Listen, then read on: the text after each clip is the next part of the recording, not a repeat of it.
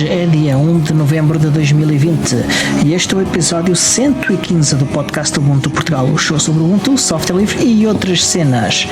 O meu nome é Diogo Constantino e comigo tenho, como costume, o Tiago Carrondo. Olá, Tiago. Olá, Diogo. Hoje estamos a começar um bocadinho mais tarde.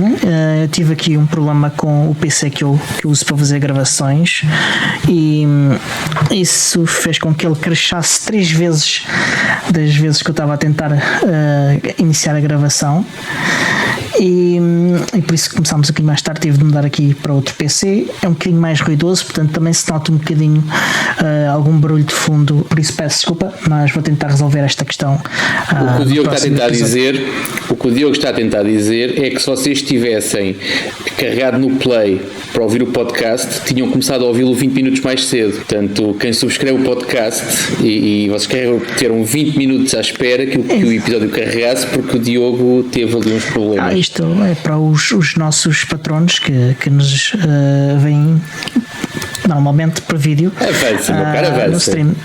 Sim. Adiante. Tiago, como é que foi a tua semana? Minha semana foi uma semana de isolamento profilático, de confinamento. Aliás, nada que fosse demasiado estranho para mim, porque eu fiz bastante confinamento em março, abril, maio, junho e por aí fora. Mas pronto, estou a chegar ao final do meu... Já cheguei, aliás, legalmente, já terminou o meu isolamento profilático, a minha quarentena. Fiz esta semana, como era esperado, mais um teste de Covid. Eu tenho, se calhar, tantos testes feitos para aí como um jogador da bola, porque já fiz uma série deles.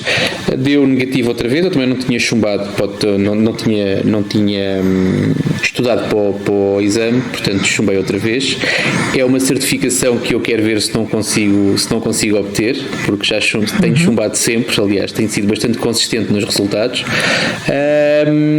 Mas sim, portanto, nós estamos agora no domingo, portanto amanhã retomo, não sei se é um padrão normal da minha vida, porque neste momento nem eu sei o que é um padrão normal da minha vida, mas pelo menos vou... Acho que neste momento ninguém sabe qual é o padrão normal da vida. Pronto, é um bocado isso. Mas seja como for, a minha condição de isolado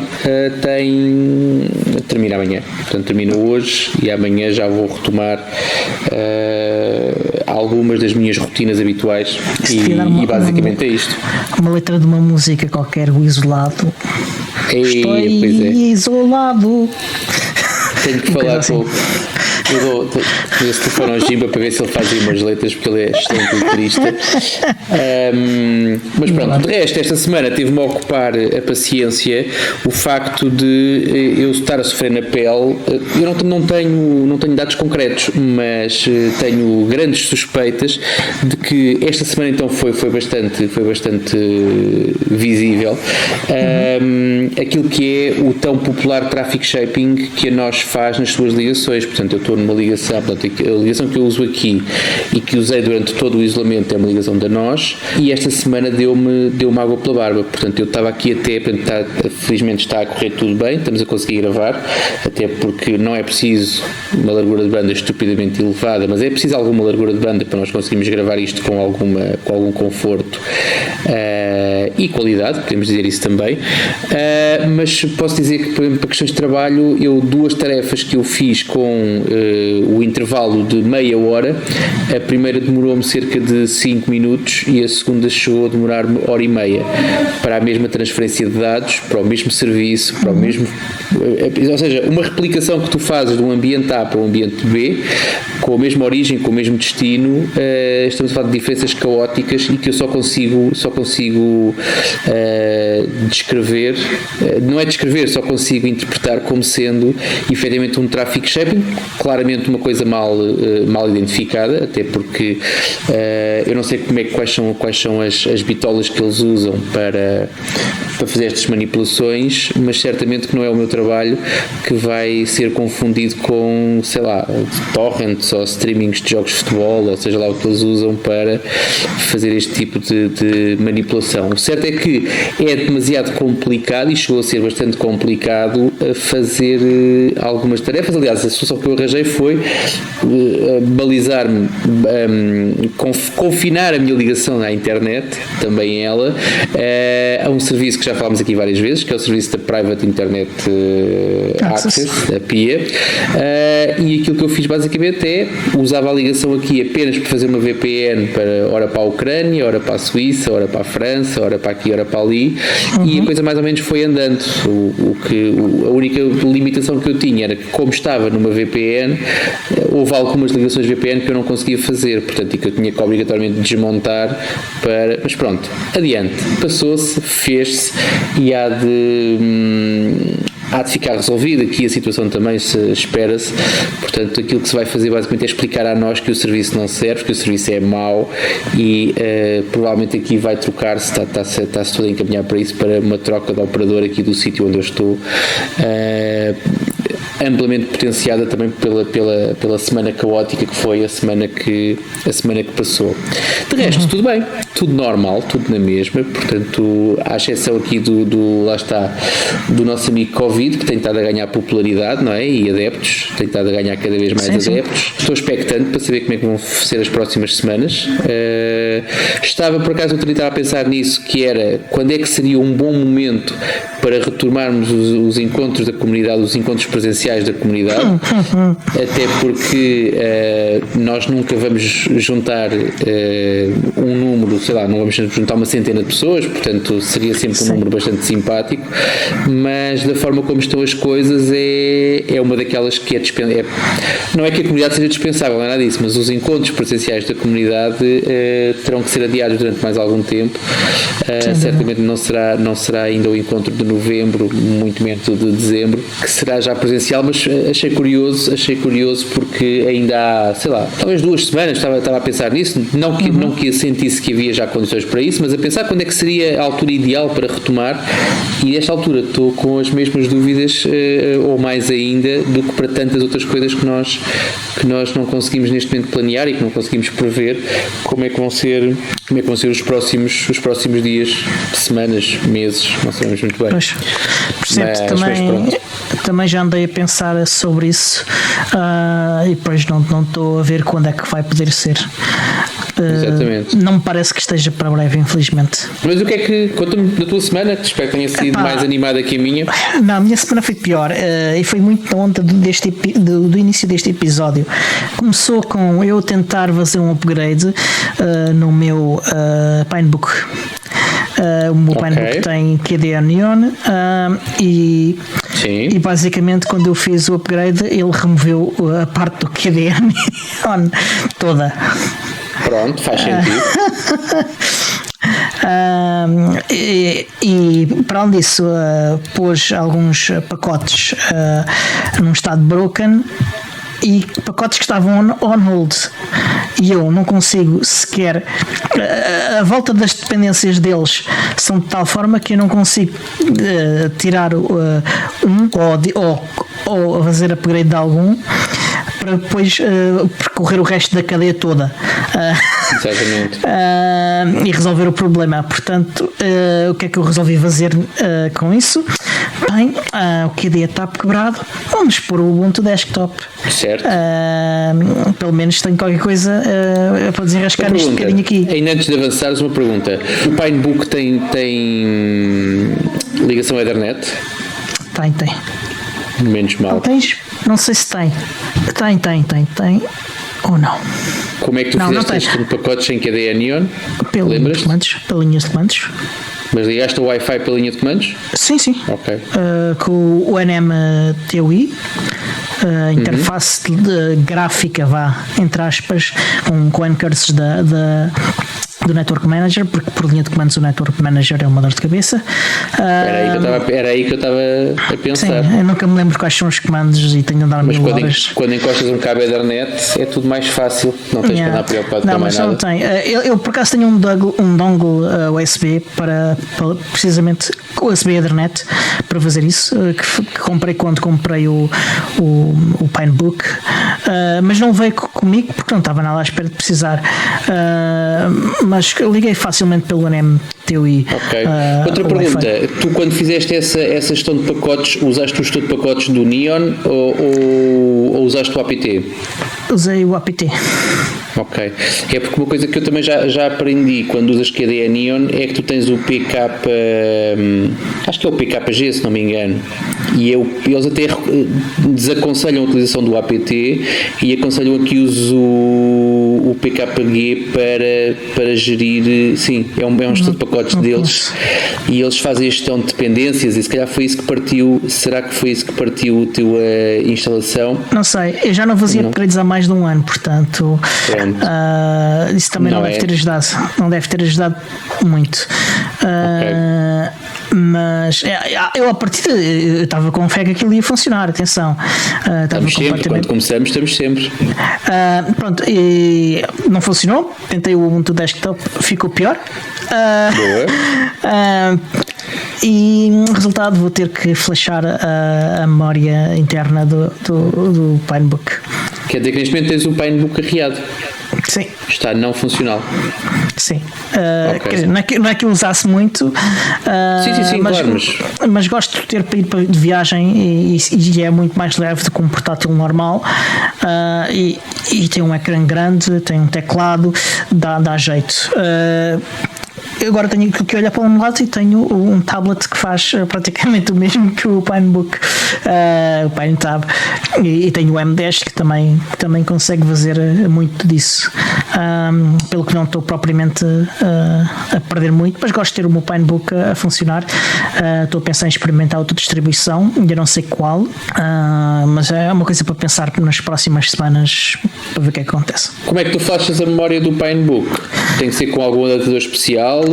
Sim, podes usar o sistema operativo a partir de um micro SD ou de um SD, já não lembro, acho que é um SD, e também podes usar a partir da memória interna, o eMMC. Eu tenho um dispositivo específico para flashar a memória e até já tinha comprado uma memória maior do que a que vinha de raiz, pelo que acho que vou fazer isso. Aliás, acho que já comprei uma maior e já voltei a comprar outra ainda maior. Mas se arrancares com o cartão de memória, com o cartão de memória, consegues flashar o eMMC ou não? Não. Tem sempre que ser com gingarelho à parte. Exatamente. Ok. Mas eu comprei isso tudo quando comprei o Pinebook.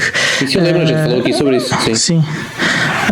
E pronto, esta foi a parte interessante. E hoje este portátil que por acaso que eu até gosto bastante é o ThinkPad, também que já vem há algumas semanas a dar alguns sinais de esquisitices, e esta semana cresceu-me 3 vezes agora e ontem até estive a fazer testes para garantir que hoje ia tudo correr bem. Ontem correu-me tudo maravilhosamente. Hoje ainda o liguei para fazer já não sei o quê, para testar, e aproveitei, fiz um teste de gravar som também correu bem, e agora quando foi para gravar, claro que falhou, porque quando era bem preciso é que ele iria falhar. Às vezes acontece, ele está só a precisar de algum carinho e atenção, quem não? Não sei, eu já não o ligo mais, acho eu. É assim que resolves os teus problemas, não ligas, viras costas ao problema? Este sim, não estou para me chatear, pelo menos em breve. Eu tenho já o Pinebook para flashar. Este vou metê-lo algures, e entretanto vou agarrar num dos outros portáteis que eu tenho e usar para este fim. Ok, parece-me bem. Então e mais? Da minha semana é tudo. Queria só dar nota de uma coisa, que foi um feedback que tu nos fizeste forward de um ouvinte, que já estava para fazer este feedback da semana passada. Foi um feedback que nos chegou, basta dizermos assim. E foi um pedido para a gente anunciar mais cedo os streams, e de facto desta vez a gente anunciou mais cedo, mas começou mais tarde. Foi um azar de caraças. Mas pelo menos as pessoas têm tempo para se organizar e para pensar como é que vão fazer a razão pela qual isto não acontece mais cedo muitas vezes é porque a gente também não sabe. A gente faz pontaria mais ou menos a uma data, um dia e uma hora, mas às vezes surgem imponderáveis e mudamos, e portanto costumamos marcar mais em cima para evitar isso. Vamos fazer o esforço de tentar então marcar mais cedo e pronto, e se houver alguma alteração, apostamos em avisar que houve uma alteração e esperamos que toda a gente chegue aos ouvidos de toda a gente. Dois pontos para juntar esta conversa. O primeiro é que o nosso compromisso aqui, e nós falámos sobre isso, o nosso compromisso é quando acabamos a gravação de um episódio anunciarmos o seguinte, que dá-nos mais ou menos uma geral de uma semana para que as pessoas também se possam organizar.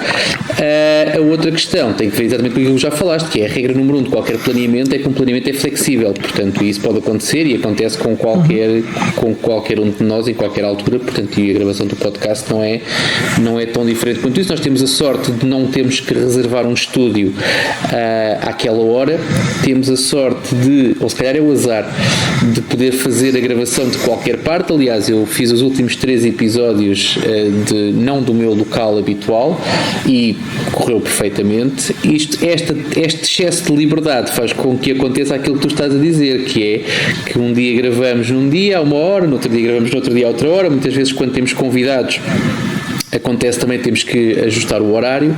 Agora, nós podemos fazer o compromisso de uma semana para a outra, de agendarmos e pelo menos deixarmos o link para as pessoas poderem organizar. As pessoas, estamos a falar sempre de patronos, como é óbvio, para que possam também acompanhar, porque se tu tiveres uma publicação, e nós habitualmente usamos o Patreon para comunicar com os nossos patronos, que é a forma mais simples para nós interagirmos com eles. No momento em que tu tens uma publicação a anunciar que a gravação vai ser através daquele link, naquele dia, àquela hora, se depois adicionares um comentário ou se editares o post ou coisa do género, já é diferente do que não teres qualquer post até muitas vezes 10 minutos ou um quarto de hora antes de começares a gravar. Exato. Acho que é completamente diferente. Portanto, sim. Fica aqui o nosso compromisso, e não sou eu que vou prometer, que é para não falhar, portanto vais ser tu que vais prometer isso, porque provavelmente cumpres mais do que, quer dizer, também não cumpres assim tanto, mas pronto, mas pelo menos eu tenho fama de não cumprir e tu não tens essa fama, portanto és tu que vais fazer essa promessa. Sim, é isso.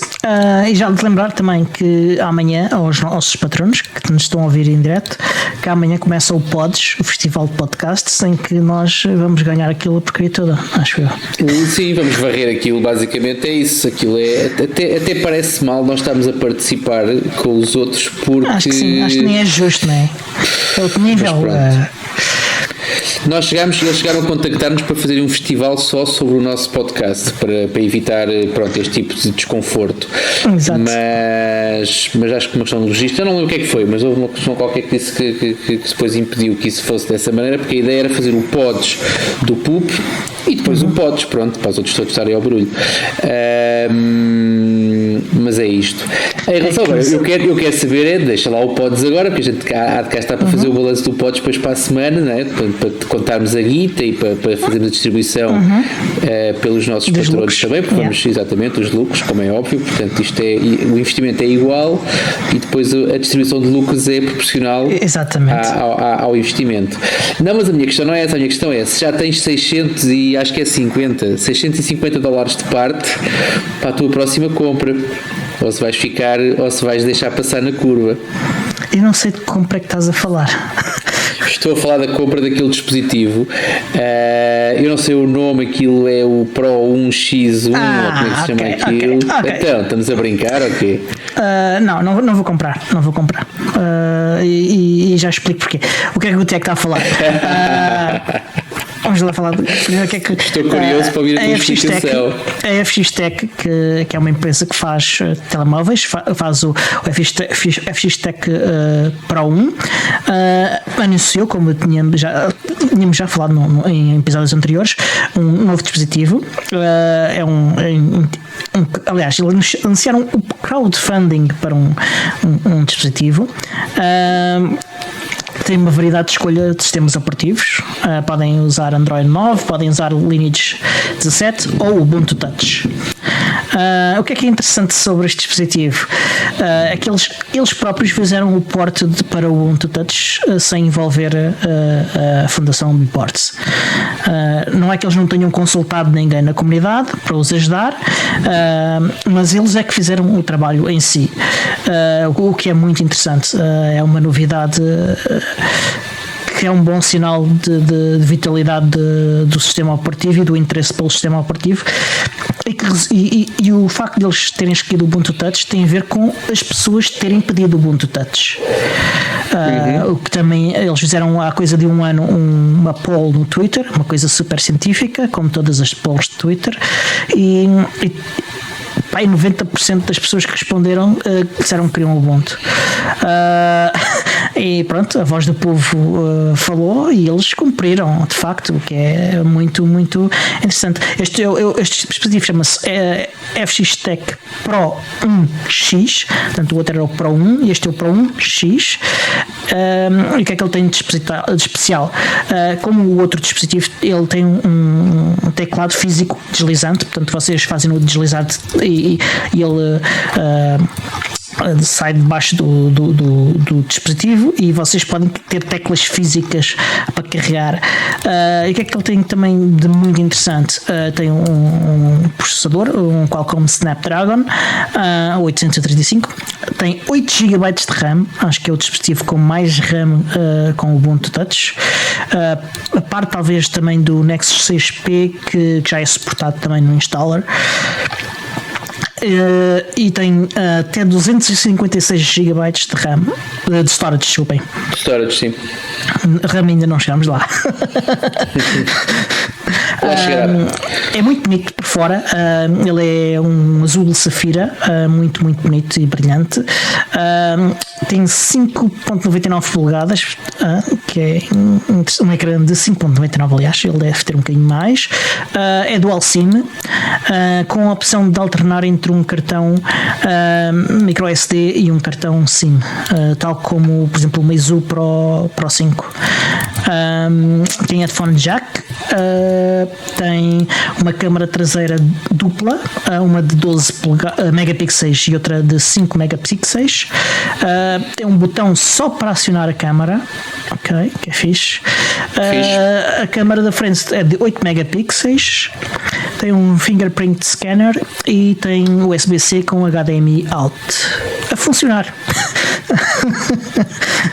Isto é uma pequena boca à Pine 64, mas uma boca amigável. Já há mais sistemas operativos a trabalhar também para suportar este dispositivo. Eles mostraram alguns benchmarks que eu gostava de ver confirmados por terceira parte, em que ele mostra que de facto arrasa, por exemplo, o Vodafone. Porque é que eu não compro? A razão principal é não haver um teclado de layout português. Para isto era killer. É uma coisa que mata para mim este dispositivo. Ele é caro também. Ele pode chegar aos 700 euros. Atenção, uma das opções. Entretanto, já o crowdfunding já esgotou 3 das opções. Uma que tinha 427 euros, a outra a 513 e outra a 641. As duas primeiras com 256 GB de storage e a última com 128.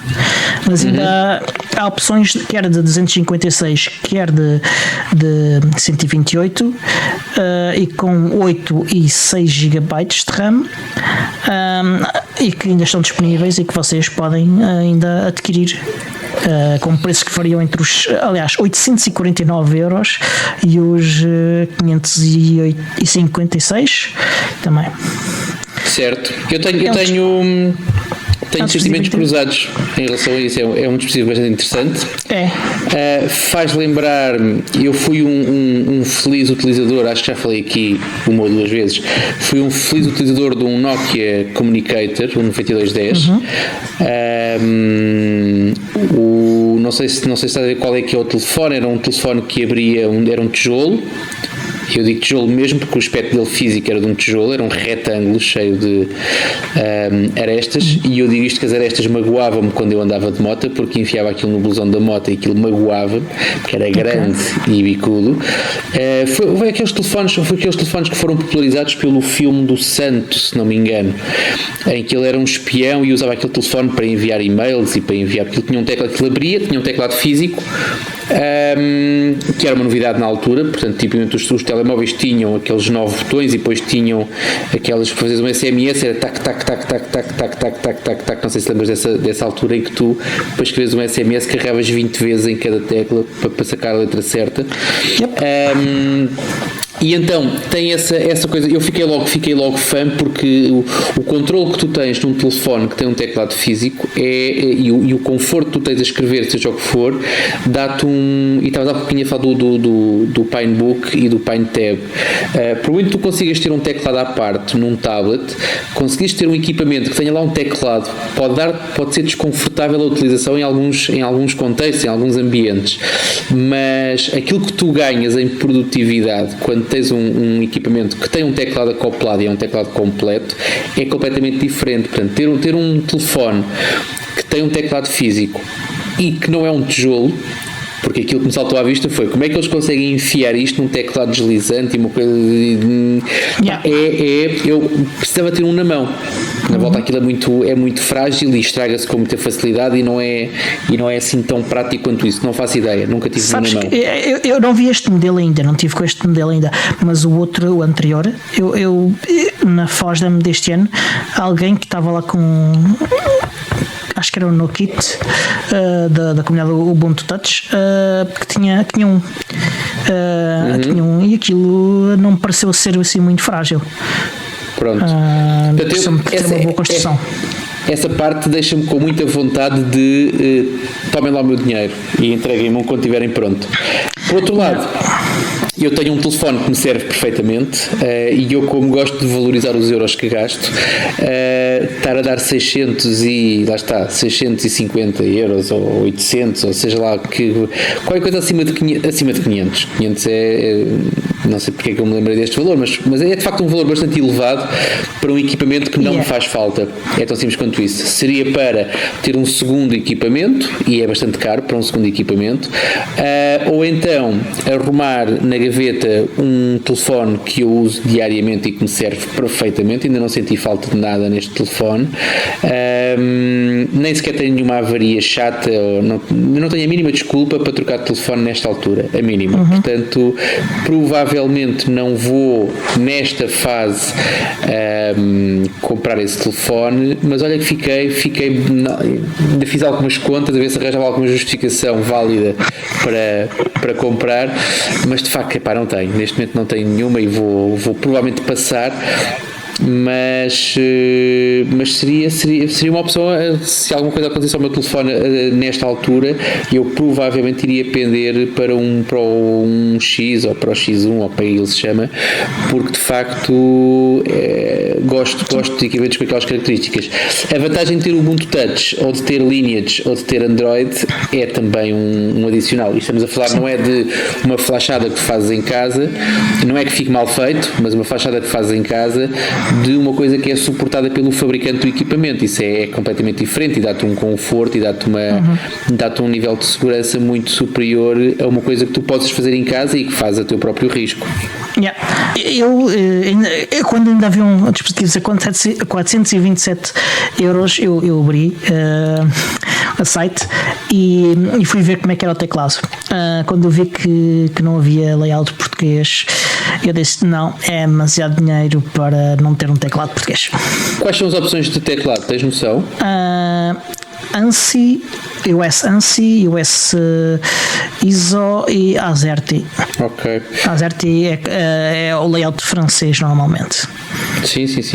Eu fiz a escolha, aliás, falei aqui várias vezes sobre isso, há mais de um ano que fiz a troca para a utilização de teclados iOS, exatamente para poder não estar limitado neste tipo de equipamentos. Tenho uma coisa como tu tens também, que é temos necessidades, mas há certas especificidades que nós gostamos de ir à procura em equipamentos, como por exemplo o Pinebook Pro e o Pinebook também. Exatamente. E se tu tiveres um conceito e se tiveres interiorizado a mecânica, até para o meu próprio trabalho e para aquilo que são as teclas que eu uso habitualmente, facilita-me bastante usar teclado americano. Portanto, para mim isso não seria um problema. Portanto, eu essa desculpa não consigo arranjar para não comprar. Mas eu usei teclado americano durante 3 anos e continuo a preferir o português. Ok. Porque eu usava durante o dia o americano, chegava a casa e usava o português. E havia uma altura em que usava mal o americano e depois havia um ponto em que usava mal o português. E depois ia alternando entre fases em que usava melhor um e pior o outro. Mas tenho vários dispositivos com teclados americanos. Agora, um telemóvel, não, tem que ter português. Para mim tem que ter português. Para ser um daily driver tem que ser um teclado português, porque fazer, por exemplo, o C de cedilha é a tecla é o caractere que me irrita mais, ser difícil fazer num teclado não português. Ok. As outras eu safo-me bem. O C de cedilha é o meu outro fio. Percebo-te. Mas adiante, até porque este dispositivo não é única novidade. O Nexus 6P, como eu disse, já está suportado pelo instalador do Bport, e os ports para Pixel 3a e 3a XL estão muito, muito próximos de estar também suportados pelo instalador. O Porter pediu hoje que se alguém quiser testar, ajudar a testar o port ainda antes de ir para o instalador, que o contactassem. E está mesmo muito, muito próximo. Eu diria que é nas próximas semanas que ele entra também para o instalador. E há mais novidades. A Pine 64 esta semana entrou numa loucura completa, e o Lucas, o Community Manager da Pine 64, anunciou que a Pine 64 quer criar uma coisa chamada Pinecom. O Pinecom é uma coisa que é difícil de entender. Basicamente é um dispositivo portátil de comunicações, ok? É basicamente um telefone sem a parte do telefone. É um Pinephone sem a parte de fazer chamadas, mas com um bocadinho mais de foco, diz ele, em privacidade. Será também um bocadinho mais pequeno, tem um LCD de 5 polegadas. Eles estão a perguntar às pessoas se querem 5 polegadas ou ainda mais pequeno. Não terá output de vídeo por USB como o Pinephone tem. E a Pine 64 está a fazer algumas perguntas à comunidade sobre como é que querem definir este dispositivo. Aliás, eles querem definir o dispositivo, mas querem ajuda da comunidade a definir o dispositivo. E, por exemplo, eles perguntam se querem câmara já à frente e atrás ou não ter câmara, se querem ter os mesmos sensores que o Pinephone tem, ou se não querem quais é que dispensam, se querem utilizar o módulo do Wi-Fi do Pinephone ou fazer um upgrade para um novo, se querem ter GPS e bússola, se querem ter permitir fazer flash da memória, alguma mudança em relação ao próprio design do dispositivo, da parte física do dispositivo, e claro, o tamanho do ecrã. Ok. Isto é um dispositivo difícil assim, de encaixar. Vês alguma utilidade em particular para este dispositivo, Tiago? Não, olha, não vejo muita utilidade, e estou completamente nesta altura. Já achava que tu ias falar sobre uma coisa que me agrada bastante mais e que eu estou aqui em pulgas e quero ver se tu te apressas, porque é falar sobre os fantásticos equipamentos da NitroKey, dos quais eu já sou cliente há 2 anos, talvez, ou talvez até mais do que isso, e que cheira-me que nesta altura me vou perder aqui numa série de novidades que eles têm, mas vou deixar que sejas tu, mas vou-te dar 2 minutos, que é para tu não te alargares muito. Tens 2 minutos para começar. Tens 2 minutos para começar a conversa, depois eu continuo, depois podes complementar. Em relação mas tens 2 minutos. Em relação à Pine 70, há ainda mais 2 novidades. Estás a queimar os 2 minutos. Não, 2 minutos para a NitroKey, não é para acabar. Isso acabou, isso está feito, está ótimo. Não acabou. Estás a perder há mais novidades, que é upgrades para o PinePhone, ok? O PinePhone podem mudar os invólucros do dispositivo, e os invólucros novos adicionam funcionalidades. Uma delas é o teclado. Ele fecha como um telefone de 2 partes, só que um folding phone, só que só metade é que tem ecrã e a outra metade tem um teclado físico. Outros upgrades é Qi-Charging e NFC. Além disso, os clientes da Pine 64 que compraram edições Braveheart e o Beports Community Edition podem comprar a nova mainboard de 3 GB com 32 GB de storage, 3 GB de RAM, aliás, com 32 de storage, e tem um desconto para poderem fazer o upgrade. Um membro da comunidade, o Martin Bram, fez um vídeo a explicar como é que podem instalar esta board no dispositivo. E dito isto, vamos então falar da NitroKey. 25 segundos. Nós que somos ambos clientes da NitroKey e somos clientes, acho que bastante satisfeitos, e por isso, e porque a NitroKey faz coisas fantásticas, mesmo fantásticas, nós decidimos aderir ao programa de afiliados da NitroKey.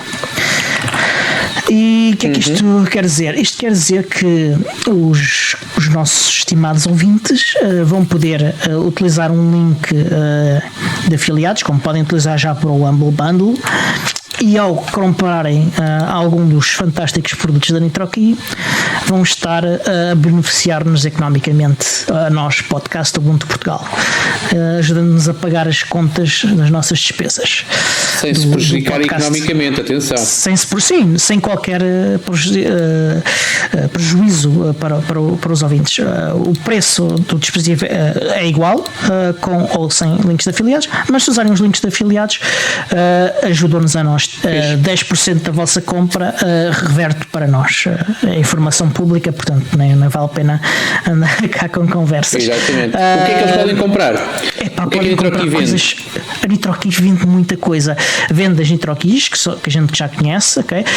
Com dispositivos que podem ser utilizados para Two-Factor Authentication. Há outras NitroKeys um bocadinho mais avançadas que permitem, por exemplo, também guardar chaves de encriptação. Outras que permitem funcionar como repositório de documentos encriptado. Há também outros produtos. Há um ThinkPad. O NitroPad, exatamente. Que é isso que eu estava a tentar lembrar do nome dele. O NitroPad é um ThinkPad que não é um topo de gama, nem perto disso, mas que é um computador relativamente barato, portátil, e que está otimizado para segurança. E tem. Queres falar um bocadinho do ThinkPad, Tiago? Eu posso falar porque já fui um feliz utilizador de um ThinkPad X230. Ok. era o computador que eu usava antes do Slimbook. Fiz e quando me vi livre dele, filo com alguma pena e fiz e só me desfiz do meu X230 porque de facto ele estava muito triste, porque eu raramente o ligava e porque encontrei um adotante, portanto eu usei uma adoção responsável. Exato. E arranjei um adotante que foi certamente, não tenho perguntado como é que está, porque acho que também é ridículo essa parte, mas sei certamente que ele ficou muito bem servido com a pessoa que o adotou, alguém que tu conheces também, não vou dizer aqui por efeitos de RGPD, mas é o pessoa que tu conheces também, portanto, e certamente darias o teu aval para isso. Pode ser que é um computador de 12 polegadas e meio, o ecrã, portanto, o que é ótimo, porque foi eu na altura comecei nesta história dos ThinkPads da série X, comecei com o 220 e depois com o 230 porque dei com uma limitação que era, eu comprei uma moto em que um computador de 15 polegadas não cabia na bagageira da moto, a moto tinha uma bagageira à frente e não permitia isso. Foi nessa altura que eu descobri os ThinkPad X, o 220 e depois o 230, que tinham um compromisso porreiro entre um teclado super confortável, um ecrã que é efetivamente pequeno quando estás na estrada, portanto 12 polegadas e meia quando estás por aí, mas como habitualmente tu estás na secretária e tens mais do que um monitor muitas vezes, e o monitor do próprio portátil nem sequer é muito utilizado, acaba por atenuar os efeitos de ser um ecrã mais pequeno. Ainda assim, dá perfeitamente, se calhar não tens que janelas algumas das outras, como tens num ecrã de 32 polegadas 4K, mas dá perfeitamente para trabalhar com janelas maximizadas e para teres a tua vida e para fazeres grande parte da tua vida. Agora, não é um processador de última geração, nem nada que se pareça, aquilo é de quarta geração, se não me engano. Eles têm dois disponíveis para o X230, tem um i5 e tem um i7 de quarta geração, se não me engano. Sim, acho que sim. Pelo que eu estou a olhar, acho que estou a falar de cor, mas parece-me que são quarta geração, sim. Mas pronto, depois tens as vantagens, como tens, por exemplo, nas Libreboxes, o preço é um preço porreiro, sim. 450 euros de base, provavelmente iam querer escolher um teclado inglês, eles têm a opção inglês ou alemão, não me parece que haja grande dúvida em escolher o inglês, e tem opções que podem chegar até aos 1420 euros de upgrades. Ele vem com o Ubuntu pré-instalado, ou se vocês quiserem com Mint ou com Cubes OS, e tem uma opção engraçada que ele pode vir selado com parafusos especiais e de um saco especial para garantir que ele ninguém lhe tocou entre a fábrica e vocês. Outra opção é que podem comprar também uma NitroKey com ele, e a NitroKey pode vir num pacote separado, num envio separado até, com ele. E o que fiz também é que o firmware dele também é um firmware diferente, não é a BIOS standard da IBM, mas sim uma outra perfeita para ser segura. E baseado em Core Boot, portanto tens as vantagens que tens quando usas um Wildbeast ou quando usas uma Librebox, por exemplo. Exatamente. No toque a isso. Eu fiz aqui, eu deixava que era quarta geração, mas enganei, portanto estava agora aqui a ver no site e são CPUs de terceira geração. Terceira? Portanto, i5 e 7 e é o 3320. Eu pensei que esses eram de quarta. Não, é terceira. Mas pronto, mas é como digo, só deixei de usar um X230 quando de facto a minha empresa optou pelo Slimbook e eu passei a usar o Slimbook para praticamente tudo aquilo que eu precisava de fazer em portabilidade. Mas pronto, mas é um excelente equipamento. Além disso, eles têm também aquilo que é, e podemos lhe chamar talvez uma reedição da Nextcloud Box. Eu não sei se estás por dentro disso ou não, se ainda se vendem Nextcloud Box, ou seja, se alguém que queira comprar ainda pode comprar, eu penso que não, mas... Não, há muito tempo que não. Pouco tempo depois da gente ter feito a compra de grupo do Ubuntu Portugal, eles descontinuaram a venda da Nextcloud Box. Pronto, a NitroKey tem uma Nextbox que já vem com Raspberry Pi, que já vem com storage, que já vem com tudo pronto para ser só ligar. É bonita também, portanto é uma coisa que fica bem em qualquer secretária. Eu confesso que as minhas não estão em secretária, mas se ficasse em secretária também ficava bem. Também acontece com isso. Dá para escolher aqui opções que vão até aos 5 teras de storage. Os preços a começar nos 165 euros e acabarem nos 364, já agora. É o mais caro. Eu não vi mais. Eu estive a ver. Mas pronto. Mas de facto, quando tu começas a puxar por storage é um bocadinho diferente. Isto são storage certamente são discos de 2,5, quase certeza, porque não vi aqui, mas não fui ver as especificações. Mas devem ser discos de. E sim, e provavelmente são também como os das WD, feitos especificamente para requisitos de alimentação mais baixos, tendo em conta as limitações dos Raspberry Pi nesse aspecto. Fiquei só aqui com a pulga atrás da orelha, porque de facto, e é uma coisa que eu sinto nas Nextcloud Boxes, ou seja, são ótimas para fazer sincronização de fecheiros e para usares um cliente de sincronização, não são assim tão ótimas quando tu queres efetivamente trabalhar diretamente nas Nextclouds e fazeres, ou seja, usar as aplicações via web. A coisa arrasta-se um bocadinho mais, dependendo do Raspberry Pi que escolheste para pôr lá dentro, mas a coisa arrasta-se um bocadinho mais. No caso destes equipamentos, como já vêm com Raspberry Pi, não és tu que escolhes o Raspberry Pi que lá está. É um Raspberry Pi 4, mas com 2 GB de RAM. E eu fico... um bocadinho limitado aí. Exatamente. Eu gostava de ver aqui uma opção, exatamente, eu gostava de ver aqui uma opção no seletor a dizer assim, storage, X, Raspberry Pi. Eu pagaria mais algum dinheiro para ter um Raspberry Pi com 4 GB de RAM e não com 2 GB de RAM. Eu também. Mas seja como for, é uma excelente opção. Sim. Vem com o Ubuntu Core, também é outra coisa a assinalar. Sim, será certamente o Ubuntu Core com o Snap do Nextcloud, para não teres que te preocupar com atualizações e com aquilo. Deve já tudo preparado, exatamente. E a caixa de metal, metal e é vermelha, que é que eu hei de desassinalar mais? Não sei o que é de dizer. Se encomendarem agora, eles entregam até ao Natal deste ano. Vamos ver, é uma estimativa, atenção, mas é fixe, é uma boa prenda de Natal, até porque é vermelha a caixa, portanto fica certamente barba bem branca ao lado do presépio. Mas pronto, não me falem barba branca, porque a minha barba tem sido bastante elogiada nos últimos tempos, e efetivamente pelo facto de ter um ou outro cabelo branco. Aliás, eu tenho um ou outro, não tenho mais do que 2, mas não me falem barbas brancas, porque de facto estou a ganhar um novo título. Isto não é que eu fico preocupado, porque não, os 2 pelinhos brancos que eu tenho no queixo, que não são mais do que 2, não me deixam ainda muito preocupado. Mas pronto, mas não repitas muito a expressão barbas brancas, que é para eu não ficar incomodado. Nunca pensei. Mas pronto, de resto, então, conheço outros serviços da NitroKey ou não? O serviço de chat que eles têm. Sim, também tem um serviço. Tem também vários serviços, um serviço de chat. Tem também uma coisa que é o NitroShred, que é um serviço de destruição de dispositivos eletrónicos. Confiarias neles para destruir os teus discos rígidos? Perguntas do caraças, não é? Não sei. Não pensei nisso, honestamente. Eu normalmente não confio em ninguém.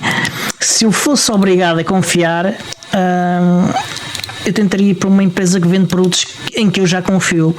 Portanto, a NitroKey seria uma opção em cima da mesa nesse caso. Mas este caso, eu nunca dei discos a ninguém, pá. Eu já dei computadores inteiros, excepto o disco. Não sei. Ok. É uma curiosidade, porque eu de facto quando vi que eles faziam destruição de sinceramente discos, né, storage, lembro-me logo desse tipo, e assim, será que o Diogo, é uma pergunta que eu vou fazer no ar, será que o Diogo, pronto, e fiz, pronto, está feita e já temos a resposta. Não esperava uma resposta muito diferente daquela que tu deste, honestamente, não me surpreendeste, mas ainda assim tinha que ir fazer. Portanto, a minha curiosidade tinha que ser desfeita com esta pergunta. Sim. E o NitroChat, que é o serviço de chat, há aqui um padrão no nome, não sei se já repararam. Acho que é baseado em Matrix, não é? Isso Dá é para isso, escolher confirmei também. agora. Eu penso que podes escolher o protocolo que usas para fazer a comunicação. Menos foi com essa ideia que eu fiquei. Estava aqui a olhar e tu a ver, só vejo referência a Matrix. Tens o Free, o Premium e o Advanced, e eles têm protocolos diferentes. Eu penso que um usa as próprias infraestruturas da NitroKey. Sim, mas dentro utilizará Matrix, presumo eu. Será sempre Matrix, és capaz de ter razão. Deverá ser formas diferentes de utilizar o serviço, presumo eu. Ok. Mais produtos. Estás a pensar em comprar algum? Além da Nextbox. Pronto, a Nextbox, se der para fazer um upgrade do Raspberry Pi, eventualmente poderia pensar nisso.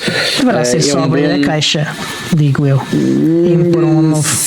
Sim, mas depois tenho que ver o que é que vou fazer com o Raspberry Pi com 2 GB e não apetece. Eu tenho 2 com 4 GB, gosto bastante e chega a uma altura em que tu estás naquele patamar, não te apetece descer.